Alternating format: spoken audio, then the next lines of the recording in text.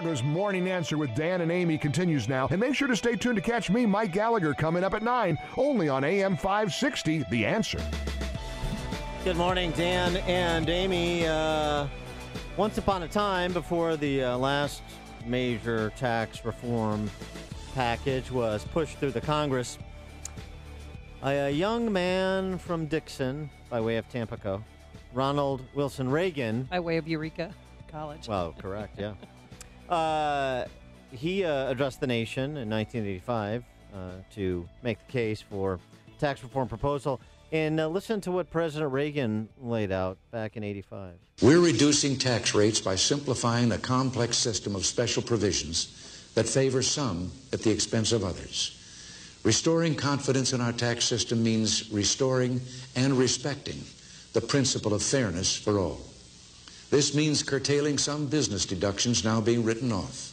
It means ending several personal deductions, including the state and local tax deduction, which actually provides a special subsidy for high-income individuals, especially in a few high-tax states. 2/3 of Americans don't even itemize, so they receive no benefit from the state and local tax deduction. But they're being forced to subsidize the high-tax policies of a handful of states. This is truly taxation without representation. Taxation without representation. Those assaults, not to be confused with Strategic Arms Limitation Talks Treaty. These acronyms, have multiple applications. Talking about state and local tax deductions, of course, because we're talking about the tax proposal that is scheduled to make its way through the House today, although with the Senate, the prospects are dimming with Ron Johnson surprisingly leading the opposition, announcing yesterday, the first Republican senator to announce that he is not going to support, quote, I'm not going to vote for this tax package. Pretty unequivocal. Because he says it doesn't help small businesses. Doesn't like the pass-through provisions, and I don't think he likes the state and local tax deduction cap either. For more on this topic and where the plan stands and whether or not Republicans are going to manage yet another policy failure while in the majority, we're pleased to be joined by our friend Steve Moore, Chief Economist for the Heritage Foundation. Steve, thanks for joining us.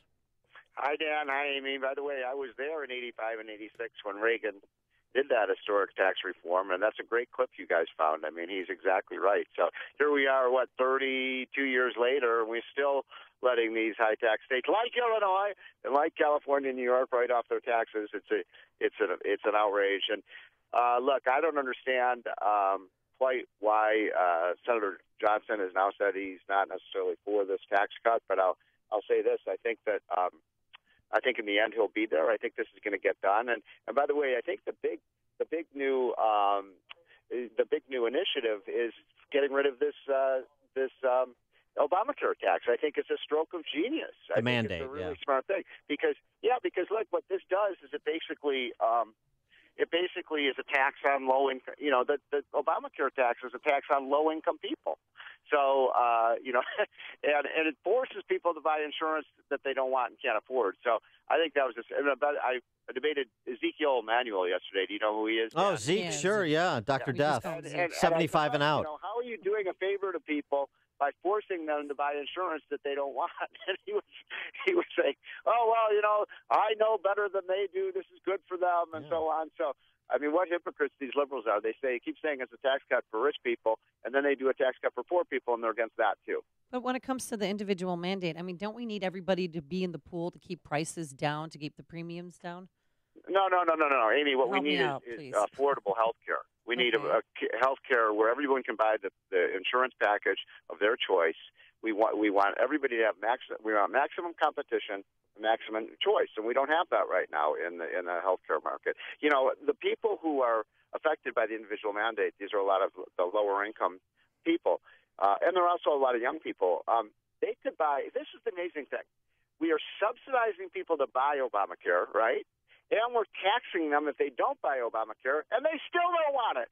That's how bad Obamacare is. And so the only way they can get people to buy Obamacare policies is to metaphorically stick a gun to their head and saying, you've got to buy this insurance. Well, yeah, so the carrot, and neither the carrot nor the stick is working on buying Obamacare, but it doesn't seem like it's working with Congress either. I know you said, I think Ron Johnson ultimately be there. I heard a lot of that in advance of Obamacare replace, and it didn't happen. And you get this sinking feeling that the prospects for it happening in the Senate are also sinking, despite the fact that, the outside observer says, well, of course they have to do this. This is a major policy agenda item that has to get done. Otherwise, they're risking their majorities in November of 18. And they say they believe that to be the case. But it just seems like they're preternaturally unable to come together and act in furtherance of salvaging themselves and advancing the policy flag on this issue. Yeah, look, it's very simple. They have to get this done. It has to get done this year. It has to get done before Christmas. And the problem with Ron Johnson saying, well, I don't like this or that provision of the bill, is if everybody is saying, well, I can't live with this, I can't live with that, you're never going to get the 50 votes. And at some point, this has to be a gut check moment for the party. And they also have to stand together and hang together and get this thing done. Is it a great bill? No, but it's a good bill, and it's going to help small business. It cuts the corporate tax rate. It allows immediate expensing for businesses, for their capital purchases, and then of course it does for the families. It saves about $2,500 per family in terms of, if you make $60,000 to $100,000, you're going to save about $2,500. So that's a good tax cut, and just get the damn thing done. Well, House votes on the bill today, but then again, it goes to the Senate, and Corker and Collins haven't really said what side they're on as well. Are you hearing anything from them? They want to get it done. They're hearing a lot of flack from their constituents back in Tennessee and Maine.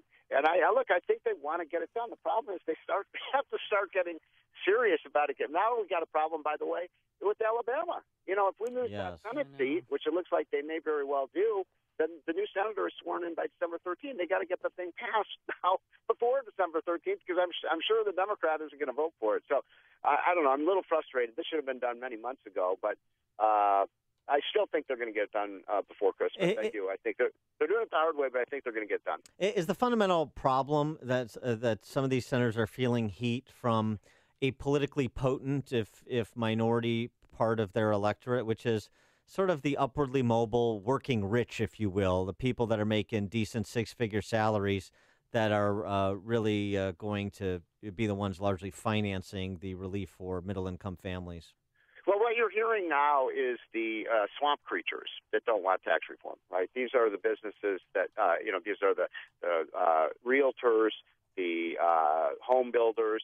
The state and local governments hate this because they want the federal government to subsidize 40% of their costs. So that's what's happening now is the special interest groups are like hives, and they are coming out against this, and some of the Republicans are flinching in terms of dealing with that. And we've got to put the special interests aside, give a tax cut for businesses, give a tax cut for individuals. If you do this, it will help grow the economy. Look, the economy is already growing at 3% under Trump. I think if you get this thing passed, you add another 0.5 percentage point of growth. So you get to 3.5% growth. That's a big deal. Can you distill what Ron Johnson's specific problem is? Because he talked with how pass-through businesses are treated, because the rate is cut for them to 25%. What exactly does he want that he's not getting?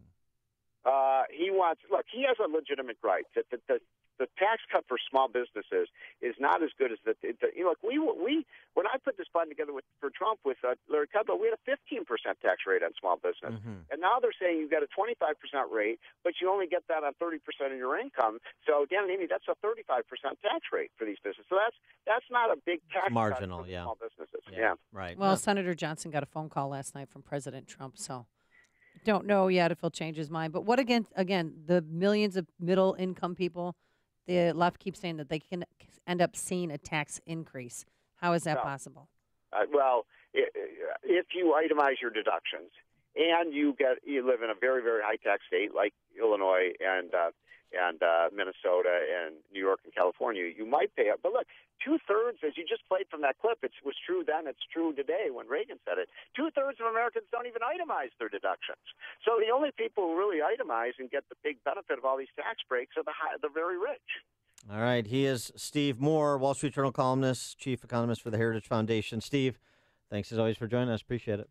Have a great weekend, guys. See you soon. And he joined us on our turnkey.pro answer line.